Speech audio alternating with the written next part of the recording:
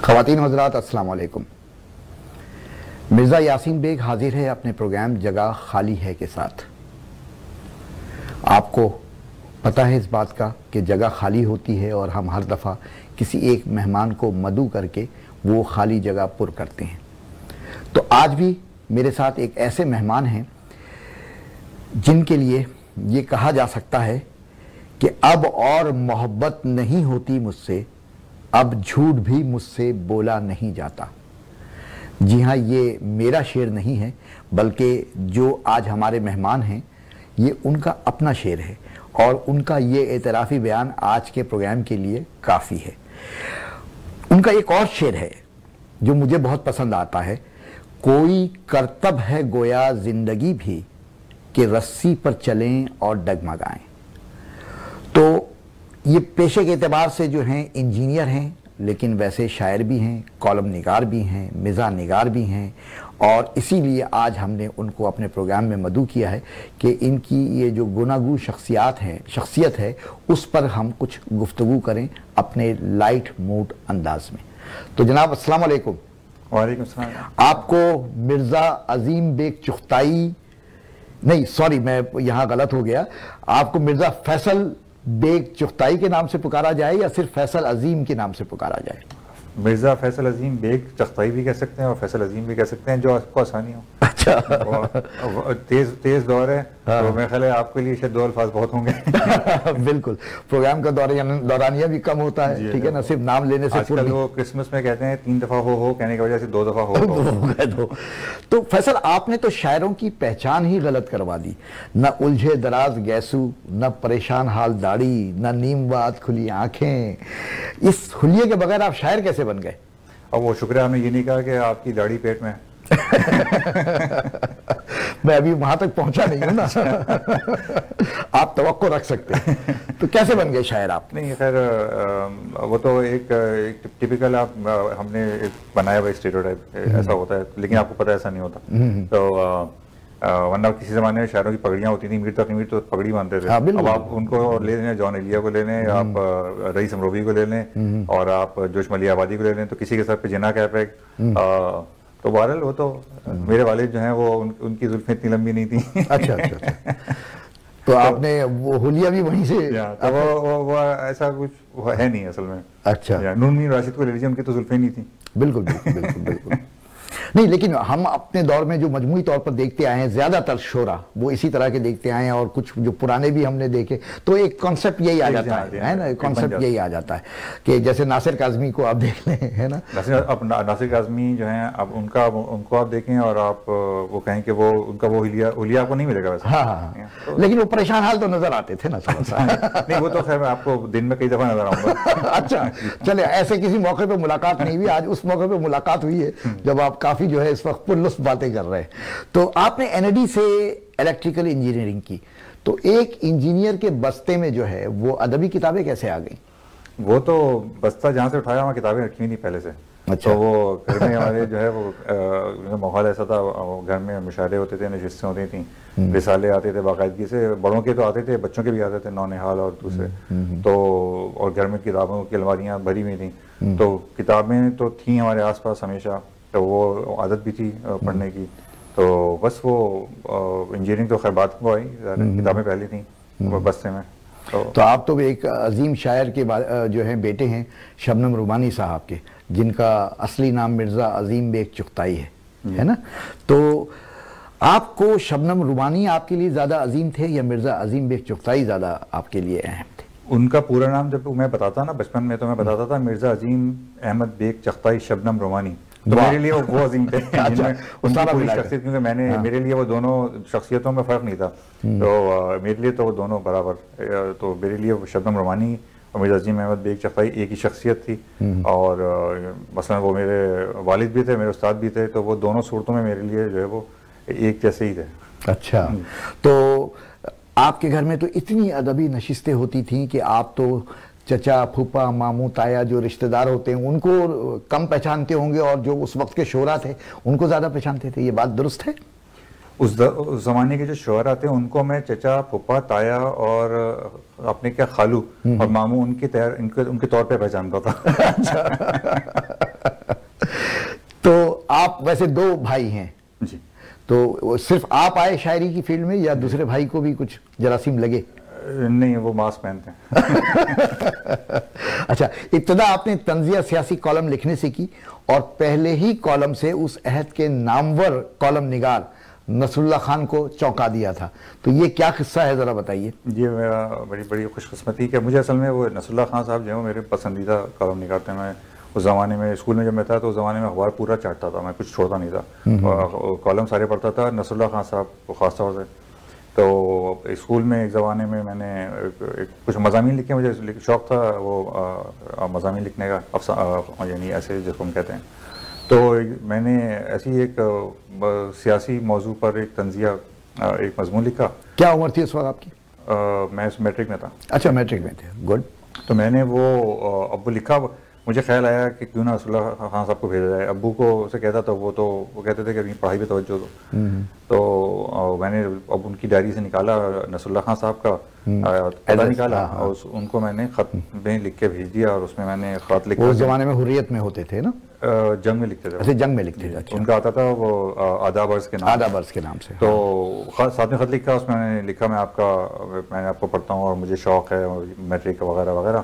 آخر میں لکھ دیا آپ کا فین میں نے لکھا آپ کا پنکھا فیصل عظیم. اچھا اچھا. اور وہ ان کو پسند آ گیا. تو انہوں نے وہ کچھ دن بعد کوریئر سے میرے پاس ایک خط آیا، اس میں لکھا تھا کہ آپ مرزا وسیم ہیں مرزا نگار بننے کے، آپ مجھ سے آ کے ملیے. اور اگلے ہی دن ان کا جو کالم تھا اس میں انہوں نے بچہ مرزا نگار کے نام سے وہ میرا وہ پورا چھاپ دیا. تو بس وہاں ان سے ملاقات ہوئی اور بڑی انہوں نے محبت سے حوصلہ افزائی کی بہت. تو بس بڑی خوش قسمتی کہ مجھے ان سے اس طرح ملنے کا آپ کو بھی اچھی خوراک مل گئی اور ان کے بھی ایک دن کا خوراک کا انتظام کر دیا آپ نے کالم کا. اچھا، تو یہ تو کالم نگاری کا قصہ ہے، لیکن یہ شاعری کے ساتھ جو ہے آپ کی آمد و رفت کیسے شروع ہوئی؟ شروع میں تو رفتی کیونکہ وہ میں اسکول کے زمانے میں ہمارے دوست ہوتے تھے اسکول کے، ہم لوگ مل کے الٹی سیدھی چیزیں لکھتے تھے. وہ مزاحیہ شعر لکھنے کی کوشش میں الٹا سیدھا. پھر وہ چھوڑ دیا. پھر وہ اس کے بعد ایک خیال آیا، وہ ایک دم ٹی وی پہ ہم کو زمانے میں ضیاء الحق کا دور تھا تو وہ علامہ اقبال کے جو اشعار فروغ چلتے رہتے تھے. تو کچھ وہ جوش پیدا ہوا تو اس سے بھی کچھ چیزیں لکھنے کی کوشش کی. کوئی حوصلہ افزائی نہیں ہوئی. ابو نے کہا کہ کام کرو، پڑھائی کرو، وقت ضائع نہیں کرو.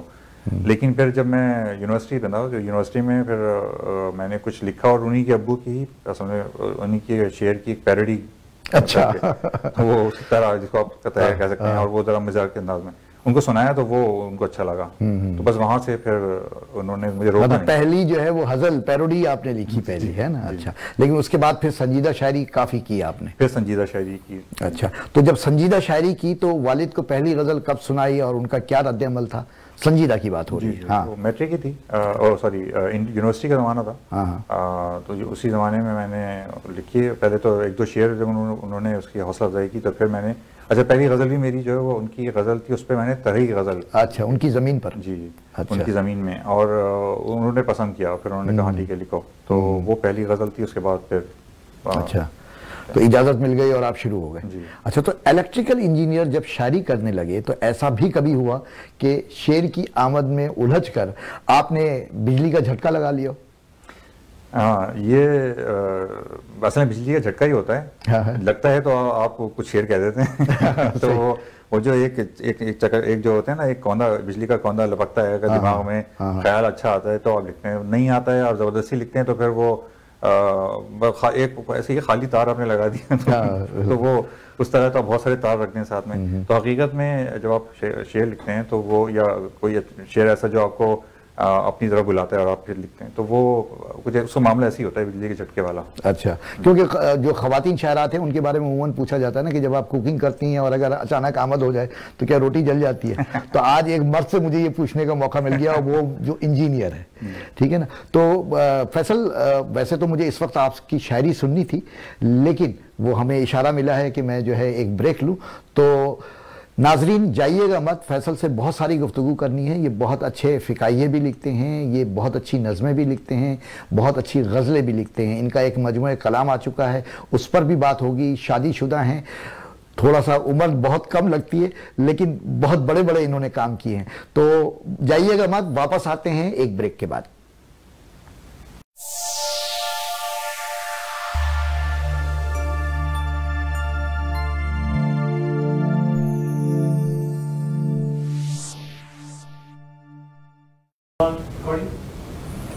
خواتین و حضرات, پروگرام جگہ خالی ہے, پہلا سیگمنٹ مکمل ہوا, اب ہم دوسرے سیگمنٹ میں داخل ہو چکے ہیں اور آج کے میرے مہمان ہیں فیصل عظیم, جو بہت ہی جو ہے پختہ شاعر ہیں. لگتے نہیں ہیں ایسے, لیکن جب آپ ان کی شاعری سنیں گے تو بہت زبردست اشعار ہیں, بڑا عمدہ خیال ہوتا ہے. تو ابھی ہم بات کر رہے تھے, بریک آ گیا, اور بریک کے بعد جب ہم واپس آ رہے ہیں تو میری کوشش ہے کہ سب سے پہلے فیصل آپ سے ایک غزل اور ایک نظم سنی جائے, پھر باقی باتیں ہم آپ سے کرتے ہیں. تو غزل کے چند اشعار. جی جی جی. کہ کٹ گئیں جب جوش اظہار ہنر میں انگلیاں, واہ. کٹ گئیں جب جوش اظہار ہنر میں انگلیاں, تب کہیں ڈوبیں میرے خون جگر میں انگلیاں. واہ. اور دیکھیے انجام کیا ہو اب وفا کی راہ پر, دیکھیے انجام کیا ہو اب وفا کی راہ پر, ہم پہ تو اٹھی ہیں آغاز سفر میں انگلیاں. واہ واہ واہ.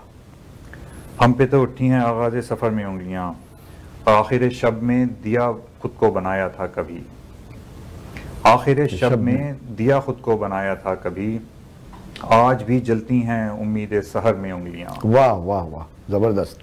آج بھی جلتی ہیں امید سحر میں انگلیاں, لکھ رہی ہیں ریگ ساحل پر انوکھی خواہشیں, لکھ رہی ہیں ریگ ساحل پر انوکھی خواہشیں, آ گئی ہیں تیری باتوں کے اثر میں انگلیاں. واہ واہ واہ, زبردست زبردست.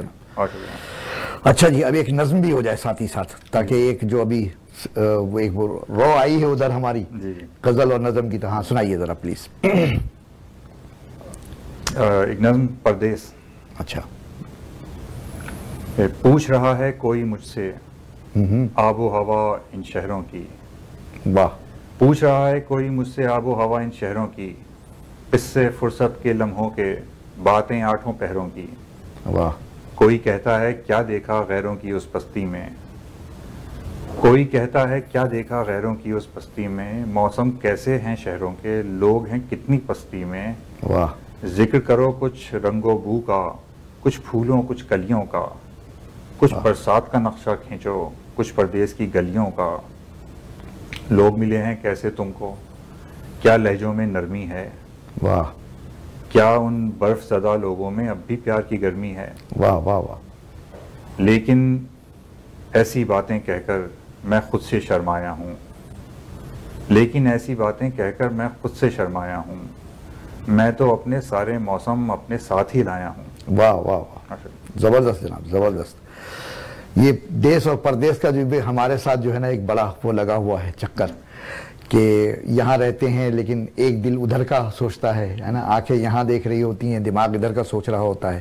اچھا, آپ بیک وقت انجینئر بھی رہے, آپ شاعر بھی رہے, تو یہ دونوں چیزیں, ایک تو اندر کا سفر آپ کا اور ایک باہر کا سفر. اور جب میں آپ کے باہر کا سفر دیکھتا ہوں تو میں دیکھتا ہوں کہ آپ پہلے امریکہ چلے جاتے ہیں اور اس کے بعد آپ کینیڈا آ جاتے ہیں. تو یہ امریکہ اور کینیڈا جانے کا صرف آپ نے خواب دیکھا تھا یا بغیر خواب کی تعبیر مل گئی؟ نہیں, شروع میں تو میرے دماغ میں بیٹھا ہوا تھا کہ کہیں نہیں جانا. اچھا. اور ایک تو یہ کہ شروع میں یہ بھی تھا کہ اگر چاہیں بھی تو نہیں جا سکتے, کیونکہ اس زمانے میں اتنے پیسے بھی نہیں ہوتے تھے ہمارے پاس. صحیح. لیکن پھر یہ ہوا کہ نہیں, جانا نہیں ہے, یہیں پہ جو اپنے ملک میں رہ کے جو کرنا ہے. لیکن جب عملی زندگی میں آیا اور بہت سارے رنگ دیکھے, پیشہ ورانہ زندگی میں چیزیں دیکھیں, اور پھر دماغ گھوما اور دل کوڑا, اور یہ ہوا کہ نہیں, یہ چیزیں بدلنی چاہیے. تو یہ ذہن میں آیا کہ نہیں, اب جانا ہے اور پھر واپس آنا ہے, اور پھر جانے کیا کرنا ہے. تو جانے کیا جو ہے بس وہ نہیں ہو سکا. اس کے بعد اچھا باہر آئے اور یہیں کے ہو کر رہ گئے. تو پہلے آپ جو ہے نیو یارک پہنچے اور پھر کیلیفورنیا میں رہے. تو نیو یارک کس طرح پہنچے, یہ اہم بات ہے نا بڑی.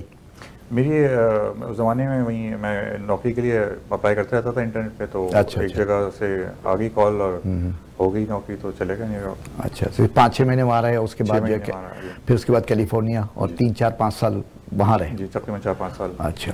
پھر انہی دنوں میں, چند سالوں میں, وہ سال آتا ہے سن 2006, جو آپ کی زندگی میں بڑا اہم سال ہے.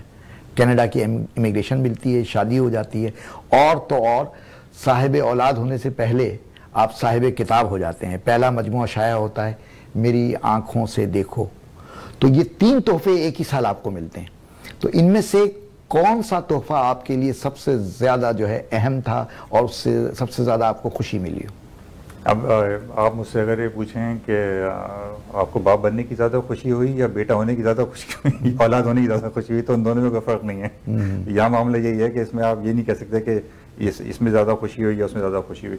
وہ تمام چیزیں ایسی ہیں کیونکہ ان کا آپس میں کوئی مقابلہ نہیں ہے. تو وہ اور سب چیزیں اتنی اہم ہیں کہ ان سب سے جو ہے وہ ان سب کو آپ برابر ہی سمجھیں گے، سوائے اس کے کہ جو پریشانی اور جو گھبراہٹ پہلی بار امیگریشن کی ہوتی ہے اور جو کتاب چھپنے کے وقت کی ہوتی ہے، شادی واپس وہ نہیں ہوتی. اچھا، تو بیگم صاحبہ کو منہ دکھائی میں آپ نے کتاب ہی پیش کی ہوگی یہ کہہ کر کہ میری آنکھوں سے دیکھو؟ منہ دکھائی میں آنکھیں پیش کر دیں کہ ان سے مجھے دیکھو. اچھا، یہ کیا وجہ ہے کہ مطلب ہوتا یہ نا عموماً آپ اگر جاب کر رہے ہیں یا شاعر ہیں تو وقفہ رہتا ہے ضرور کہ یار چلو اس وقت یہ کام کر لیتا ہوں، اس وقت یہ کام کر لیتا ہوں. تو کیا سسرال کی طرف سے کوئی شرط تھی کہ جب مجموعہ شائع ہوگا تبھی شادی ہوگی، اسی لیے جلدی مجموعہ آ گیا؟ ان کو موقع نہیں ملا اصل میں یہ شرط لگانے کا. اچھا. کیونکہ کتاب جو ہے وہ ویسے ہی پہلے تیار ہو چکی تھی اور وہ اسی پریس میں جاتے جاتے اس کا کام ایک جگہ رکا ہوا تھا جب رشتہ طے ہوا ہے. تو وہ جب رشتہ طے ہوا اس کے بعد پھر جب نکاح ہوا ہے تو اس دوران کتاب ایسی پریس میں جا چکی تھی. اچھا. تو ان کو پریس کرنے کا موقع نہیں ملا. ان کو پریس کرنے کا موقع نہ مجھے ملا نہ انہیں ملا. صحیح. اچھا، تو مجموعے میں آپ کی جو ہے زیادہ تر نظمیں ہیں یا غزلیں ہیں؟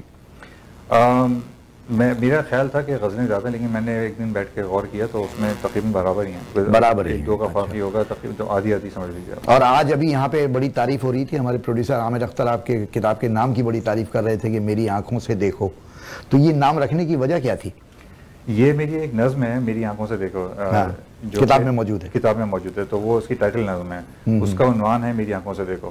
تو جب میں کتاب مرتب کر رہا تھا اور اس میں میں ناموں پہ غور کر رہا تھا تو مجھے اچانک کلک ہوا کیوں نہ میں اس نظم کا عنوان ہی کتاب کا نام رکھ دوں. اچھا اچھا اچھا. تو اسی حوالے سے اور بڑا خوبصورت نام بن گیا وہ، ہے نا. تو نثر نگاری سے زیادہ لطف لیتے ہیں یا شاعری سے زیادہ لیتے ہیں؟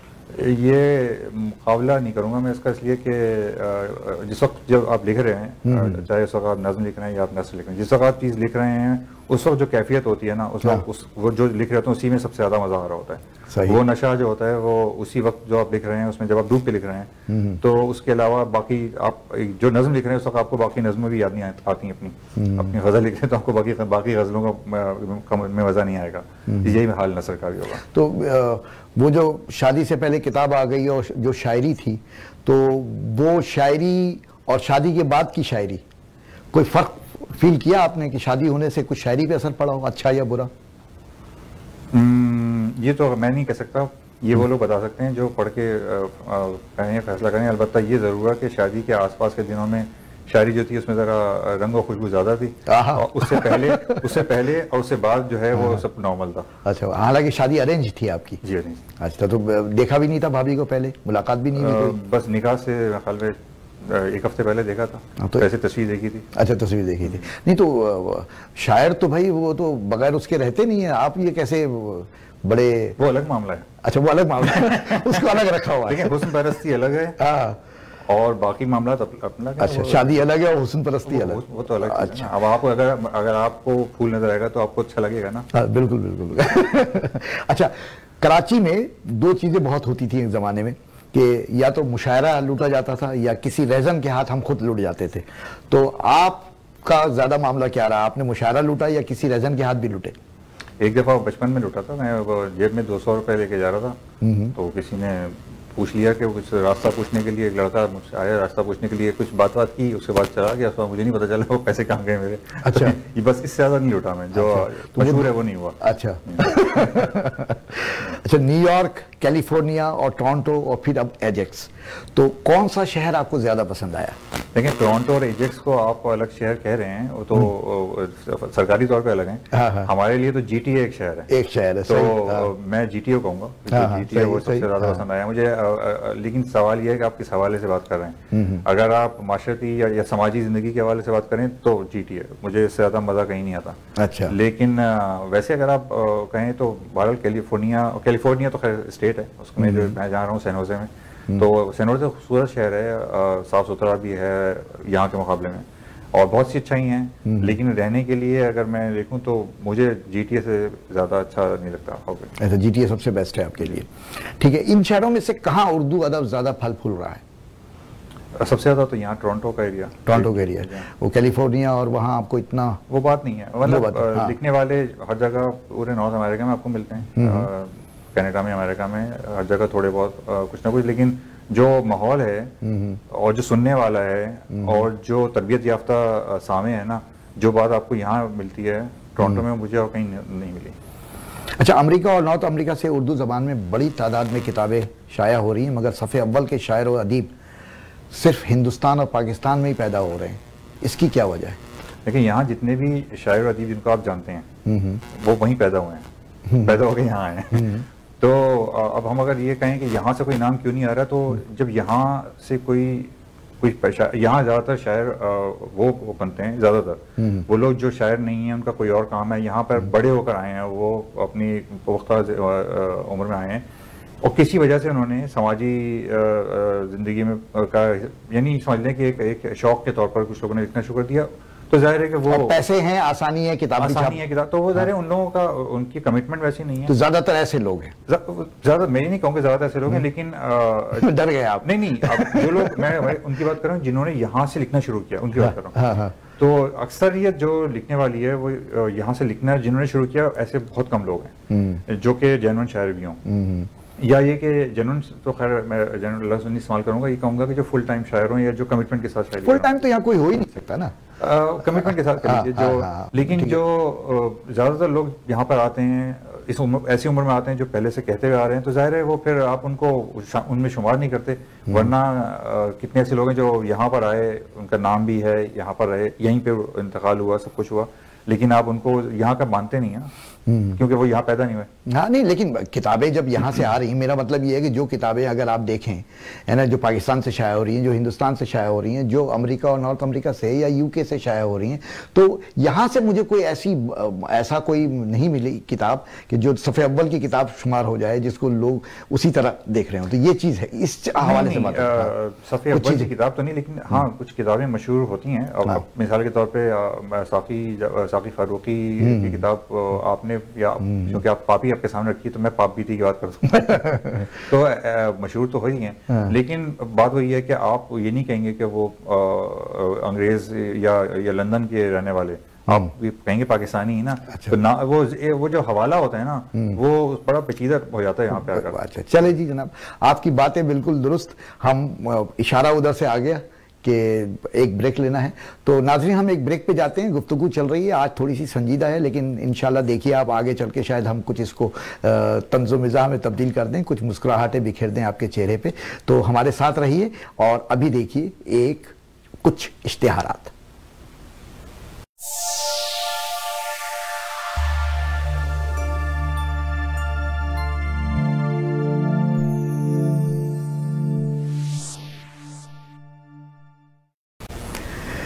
خواتین و حضرات، پروگرام جاری ہے جس کا نام ہے جگہ خالی ہے، اور ہمارے آج کے مہمان ہیں شاعر اور انجینئر اور ادیب فیصل عظیم. ان سے گفتگو ہو رہی تھی کچھ کتابوں پر، کچھ یہاں کے شعراء پر، کچھ ادیبوں پر. تو مجھے اب پوچھنا ہے، حالانکہ یہ سوال کا کبھی بھی مجھے ڈائریکٹ جواب نہیں ملا ناموں کے ساتھ، کہ امریکہ اور نارتھ امریکہ کے کون سے شاعر و ادیب آپ کو زیادہ اچھے لگے؟ آپ کے ساتھ بالکل صحیح ہوا اور وہی ہونے جا رہا ہے ابھی بھی. دیکھیں یہ مسئلہ یہ ہوتا ہے کہ مثال کے طور پہ میں اگر 2-3 خانوں میں بانٹ دوں، میں اگر یہ کہوں کہ نظم کے حوالے سے میں کہہ سکتا ہوں کہ یہاں پہ ہمارے ولی عالم شاہین صاحب ان کی نظم کے حوالے سے مجھے بہت پسند ہے. اچھا، اب آپ غزل کی بات کریں گے تو غزل اگر آپ تغزل کی بات کریں، میں ایسا نام لوں گا کہ آپ لوگ انہیں سنجیدہ نہیں لیتے. مثال کے طور پر رحمان خاور صاحب ہیں، ٹھیک ہے، پختہ شاعر ہیں اور اب لوگ ان کو سنجیدہ لیتے نہیں ہیں، لیکن اگر آپ تغزل کی بات کریں ان کے آپ کو وہ ملے گا. اب اگر جدید غزل کی بات کر رہے ہیں تو یہاں پہ اتنے لوگ ہیں جو جدید غزل کہہ رہے ہیں، اور ان میں لوگوں کو سب کو اپنا اپنا یہ خیال ہوتا ہے کہ ہم سب سے الگ لکھ رہے ہیں، لیکن ایسا نہیں ہے. ان سب میں اتنا زیادہ آپ کو ایک دوسرے کا رنگ نظر آتا ہے. تو بجائے کسی ایک شاعر کے میں یہ کہوں گا کہ میں ان کے اشعار کو پسند کرتا ہوں، شوق سے سنتا ہوں اور پڑھتا ہوں. تو مجھے اشعار پسند ہیں، اور مجھے اکثر لوگوں کے، اور بہت سے شاعر ہیں جن کو میں کہہ سکتا ہوں کہ مجھے سن کے اچھا لگتا ہے. ہمیشہ نہیں لگے گا ایک غزل پسند آئے گی دوسری نہیں آئے گی. صحیح. اچھا 2006 میں کتاب آئی تھی آپ کی، اس کے بعد سے اب کوئی آپ نے کوشش نہیں کی کہ کوئی اور کتاب آپ کی آئے؟ شروع کرتا ہوں، لیکن دوسرے کچھ اور پروجیکٹس ہیں اپنے والد کے، ان پہ کام کرنے کی کوشش کر رہا ہوں، تو اس چکر میں جو اپنی کتاب ہے وہ بار بار پیچھے چلی جاتی ہے. اچھا، تو میں اس لیے پوچھ رہا تھا کہ میں ساتھ ساتھ یہ بھی پوچھنا چاہ رہا تھا کہ 2006 کی بات ہے، تو کیا اب بھی میں آپ کہہ سکتے ہیں کہ میری آنکھوں سے دیکھو ابھی بھی وہی ہے؟ اصل میں جو لکھنے والا ہوتا ہے نا، چاہے آپ بھی ہوں یا میں ہوں یا کوئی بھی شاعر ہو یا نثر نگار، وہ اس کا کام یہی ہوتا ہے، وہ یہ کہتا ہی ہے، جو لکھ کے دے رہا ہوتا ہے وہ اصل میں یہ کہتا ہے میری آنکھوں سے دیکھو. وہ دنیا کو اپنی آنکھوں سے دکھانے کی کوشش کر رہا ہوتا ہے. تو ابھی بھی آنکھیں اتنی تیز ہیں کہ آپ کہہ سکتے ہیں. یہ چشمہ لگا لیا میں نے. اچھا، آپ نے کیلیفورنیا میں بزم ارباب سخن سے شمولیت اختیار کی تھی، اس میں یہ ان کے ساتھ میں نے کچھ سے کام کیا. ہماری اینی اختر صاحبہ وہاں بڑا اچھا کام کرتی تھیں، ان کے ساتھ کام. اور اب کینیڈا میں آپ اپنے والد کی جو 1960 میں جو ایک قائم کردہ ادبی تنظیم تھی ارباب قلم، اس کو ارباب قلم کینیڈا کے نام سے آپ نے زندہ کیا ہے. تو یہ ادبی تنظیم چلانے سے کیا ملتا ہے؟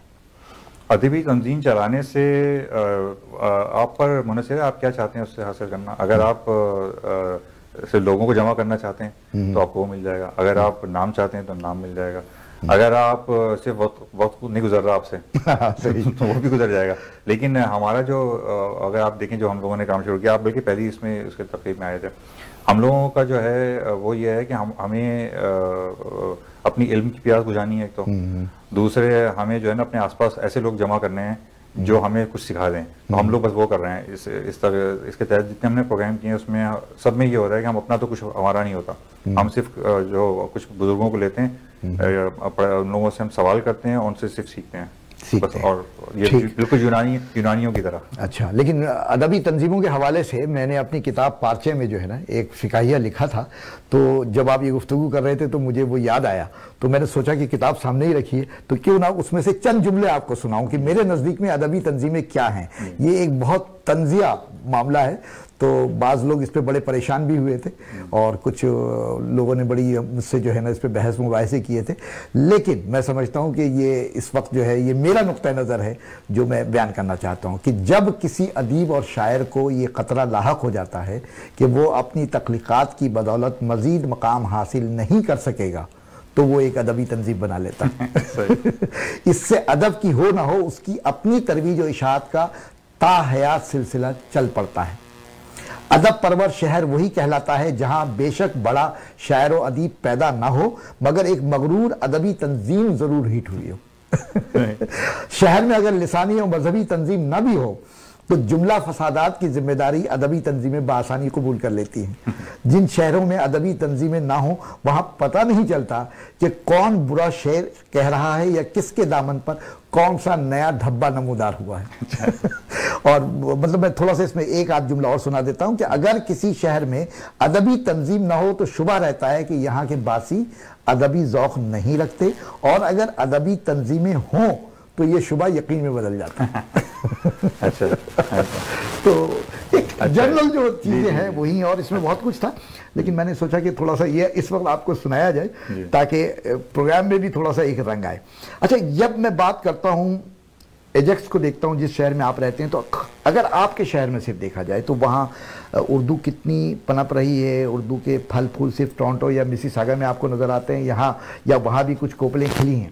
نہیں دوبارہ میں وہی کہوں گا، یہ ہم یہاں ٹورانٹو، ایجیکس اور مسیساگا اور برمپٹن کی بات نہیں، وہ بے معنی ہو جائے گی. اچھا. کیونکہ اگر آپ کال کریں کتنے لوگ رہتے ہیں شاعر وہاں بھی کتنے رہتے ہیں؟ نہیں وہ تو پھر وہی بات ہوگی نا کہ آپ باہر سے آ رہے ہیں نا. اب میں پکنگ میں بھی رہا، میں ٹورانٹو میں بھی رہا. اچھا. تو اب میں ٹورانٹو کا کہلاؤں گا یا پکنگ کا کہلاؤں گا یا ایجیکس کا کہلاؤں گا، تو وہ جی ٹی او کو پورا کہیں تو نہیں. وہاں ادبی پروگرام وغیرہ وہاں ہوئے ہیں مقامی طور پر ہوئے ہیں. اچھا تو اس کا مطلب ہے لیکن اس کا مطلب ہے کچھ تو ہو رہا ہے نا. کچھ ایسے ہے نا، آپ کہیں کہ لانڈی اور گلشن میں سے بالکل. اب ایجیکس وغیرہ جاتے تو یہیں سے. یہ تو ایسی ہے جیسے پاکستان کراچی میں آپ دیکھ لیں تو جیسے لالو کھیت ہے اور کلفٹن ہے اور ناظم آباد ہے. اچھا اگر شاعری اور نثر نگاری سے اچھی گزر بسر ہو جاتی تب بھی کیا آپ الیکٹریکل انجینئر رہتے یا نہیں بنتے؟ نہیں رہتا، بن تو گیا تھا. پہلے تو انجینئر بننا تھا، لیکن اگر وہ اس سے گزر بسر ہو جاتی تو میں انجینئرنگ چھوڑ دیتا. اس کا مطلب ہے کہ آپ کو زیادہ شوق ان چیزوں کا ہے؟ جی شروع میں جب تک مجھے پتا نہیں تھا تب تک انجینئرنگ کا شوق تھا. اچھا. لیکن ایک دفعہ جب یہ نشہ کو لگ جائے نا تو پھر اس کے بعد مجبوری ہوتی ہے آپ اگر کسی اور چیز میں وقت لگائیں تو. اچھا تو اسی سے ریلیٹڈ میں ایک سوال پوچھتا ہوں کہ چپس کھانے کے لیے سنا ہے آپ کو الیکٹرانک چپس بنانے پڑتے ہیں؟ یا وہ آپ کے لگی ہوں گی نا، ابھی دو لگی ہوں گی، ہم سب کے دو لگی ہیں. تو وہ اصل میں مزے کی بات یہ کہ آپ نے یہ بڑا اچھا ذکر کیا، کیونکہ میرا جو کام ہے وہ ہے ہی ایسے. جبھی میں نے پوچھا ہے جو چپ مینوفیکچررز ہوتے ہیں وہ لوگ ان کو ٹیسٹنگ کے لیے ہارڈ ویئر چاہیے ہوتا ہے تو وہ ہم لوگ ڈیزائن کرتے ہیں. صحیح. اچھا یہ جو چپ ہے یہ کورونا والی چپ، تو وہ میں تو کہتا ہوں کہ کیونکہ مجھے اندازہ ہے کہ چپ کیا چیز ہوتی ہے، تو میں کہتا ہوں کہ اگر واقعی کوئی چپ لگ رہی ہے نا تو خدا کے لیے لگوا لیں، کیونکہ بڑی مہنگی ہے. اس قسم کی چیز لگوائیں، اس کو بیچیں. اچھا جب میں تھوڑا سا ذکر اب آپ کے والد صاحب کا کرتا ہوں، شبنم رومانی صاحب کا، کہ ان کی کون سی عادتیں آپ میں بھی ہیں اور کون سی ایسی عادت ہے ان کی جو چاہنے کے باوجود آپ اپنے آپ میں پیدا نہ کر سکیں؟ جو چاہنے کے باوجود پیدا نہیں کر سکا وہ تو یہ ہے کہ ان کے اندر جو سلیقہ تھا چیزوں کو ترتیب دینے کا، حالانکہ بظاہر وہ معلوم نہیں ہوتا تھا، لیکن وہ جس طرح چیزوں کو انہوں نے سنبھال کے رکھا ترتیب وار تاریخ کے حساب سے اور اپنے تمام کاغذات وغیرہ، تو ان کی جو وہ ترتیب تھی چیزوں کو سنبھالنے کی اور ریکارڈ رکھنے کی، اور وہ جو ہے وہ اس میں مجھے حیرت ہوتی کیسے کر لیا انہوں نے اتنا کچھ. تو وہ میں اور یہ شعراء میں بہت کم ہوتی ہے، بہت کم ہوتا ہے، بہت کم ہوتی ہے. تو یہ ان میں تھی. یہاں میں ڈاکٹر خالد سہیل کو دیکھتا ہوں، ان میں بھی یہی عادت ہے. بہت مینیج کرنے کے معاملے میں وہ بڑے زبردست ہیں. اور آج آپ کی زبانی سنا شبنم رومانی صاحب کو میں نے اپنی زندگی میں دیکھا تھا، ان کی ایک خاص بات جو مجھے لگتی تھی وہ یہ کہ ہمیشہ وہ سوٹڈ بوٹڈ مجھے ٹائی میں نظر آتے تھے. تو وہ میرے لیے بڑا وہ تھا کہ جو دیگر شعراء تھے وہاں ان کے کچھ اور طرح کے حلیے ہوتے تھے اور شبنم رومانی صاحب کا کچھ اور طرح کا ہوتا تھا. اچھا باتیں تو اور بھی کرنی تھی، فقاہیہ بھی سننا تھا، لیکن وہاں سے کچھ اشارے ملے ہیں مجھے، تو میں صرف آپ سے آخری دو سوالات کرتا ہوں کہ شبنم رومانی صاحب 15 سال تک سہماہی ادبی رسالہ اقدار نکالتے رہے، مگر والد کے اس اقدار کو آپ جاری نہ رکھ سکے. کوشش نہیں کی آپ نے یا بھاری پتھر سمجھ کر چوم کر چھوڑ دیا؟ نہیں، اس میں میرا ارادہ تھا ان کی انتقال کے بعد شروع کرنے کا، لیکن چونکہ میں ان کے ساتھ کام کر چکا تھا اس رسالے کی ادارت میں بحیثیت کیا کہتے ہیں اسے یعنی نائب مدیر کے طور پہ، تو مجھے اندازہ تھا کہ اس میں کام کتنا ہوتا ہے، کیا کیا ہوتا ہے. تو یہاں بیٹھ کر ایک فل ٹائم جاب کے ساتھ مجھے اندازہ ہوگا اگر میں نے شروع کیا پہلے میں نے کام کرنا شروع کیا، پھر مجھے اندازہ ہوگا میں نے کیا تو اس کا معیار ویسا نہیں ہوگا جیسا کہ ہونا چاہیے. تو بجائے اس کے کہ کوئی غیر معیاری کام کروں، جیسے یہاں کتنے پرچے نکلے ہیں اور وہ ایک چند پرچے نکلتے ہیں بند ہو جاتے ہیں، تو بجائے اس کے ایسا کام کروں جو بس نام ہو جائے اور پھر ختم ہو جائے. وہ اقدار کا جو اصل نام ہے اس پہ ایک نشان ہو جائے، یا تو کرو صحیح کرو یا نہیں کرو. اور آپ کے علم میں یہ بات ہے، اگر آپ مجھے اپنا چچا سمجھ لیں کہ میں بھی اقدار کا منتظم تھا مرزا یاسین بیگ. جی میرے چچا مرزا یاسین بیگ اس کے منتظم اعلیٰ، تو آپ کے ہم نام ہیں. اور اس کی وجہ سے وہاں بڑی غلط فہمیاں ہوئی تھی. تو ایک دوست اور آپ کے چچا وہ پوچھتے تھے سب سے کہ یار یہ مرزا یاسین بیگ کون ہے میرا ہم نام، جس سے ملنے کے لیے لوگ میرے دفتر چلے آئے گھڑیالی بلڈنگ. ہاں گھڑیالی بلڈنگ میں. تو میرے ایک دوست نے پکڑ کر مجھے ایک دن لے کر گیا خاص طور پہ اور دونوں کا آمنا سامنا کرایا ہم ناموں کا کہ دیکھیے یہ ہے وہ یہ آئینہ. تو یہ بھی آپ لوگوں کے ساتھ جڑی میری ایک اچھی جو ہے نا وہ ہے. تو آخری بات پوچھتا ہوں کیونکہ اب وقت نہیں ہے، تو آپ کی تنخواہ تو دور کی بات ہے، آپ کی عمر کا بھی اندازہ لگانا کافی مشکل ہو جاتا ہے. لوگ عمر چور ہوتے ہیں, آپ عمر ڈاکو لگتے ہیں مجھے. سلطان ڈاکو نہیں کہہ دیا آپ نے, کہنے کو آپ وہ بھی کہہ سکتے ہیں. لیکن میں نے تو اچھی بات کی. جی. تو اس کی وجہ کیا ہے؟ کوئی خاص غذا ہے, سونا اٹھنا بیٹھنا, کوئی ایسی چیز کو ایک ٹپ دے کے جائے نا ہمیں. جی ہاں بالکل. اس کا یہ ہے کہ جتنی اچھی ہدایات ہیں ان پہ عمل نہیں کرتا. اچھا. یعنی اصولاً غلط کام کرتا ہوں کہ دیر سے سوتا ہوں, تو جلدی سونا چاہیے. مجھے نہیں پتا کہ میری ابھی تک صحت پہ برا اثر کیوں نہیں پڑا, ہو سکتا ہے پڑ جائے, تو بالکل اس چکر میں نہ پڑے. اچھا, لگتا ہے یہ وہ شبنم نعمانی صاحب بھی بالکل آپ ہی کی طرح تھے, آخر وقت تک جو ہے وہ بالکل ایسے سلیم ڈھان پان سے, ہے نا. جی, میں پہلے کوئی جینز کا معاملہ ہے. تو جناب معاملہ آپ کا جینز کا ہے, لیکن ہمارا یہاں معاملہ جو ہے وہ ریکارڈنگ کا ہے, اور ریکارڈنگ جو ہمارے ہو رہی ہے یہاں پر, اس پر مجھے اشارہ یہ دیا گیا ہے کہ اب پروگرام کا وقت بالکل ختم ہو گیا. تو اسی لیے فیصل عظیم میں آپ سے اجازت چاہوں گا. بہت اچھا لگا آپ سے گفتگو کر کے, ایک لائٹ موڈ میں بھی کہیں کہیں سنجیدہ گفتگو بھی ہوئی, اور سنجیدہ ہونی بھی تھی. جب ایک شاعر میرے سامنے بیٹھا ہو, ایک ادیب میرے سامنے بیٹھا ہو, تو ایسے ہی گفتگو ہوگی. تو آپ کی آمد کا بہت بہت شکریہ. بہت شکریہ نا, آپ نے بلایا, بہت شکریہ. اور ناظرین, اس کے ساتھ ہی اس پروگرام کا وقت ختم ہوا. جگہ خالی ہے کہ میزبان مرزا یاسین بیگ کو اجازت دیجیے. پھر ملیں گے اگر خدا لایا.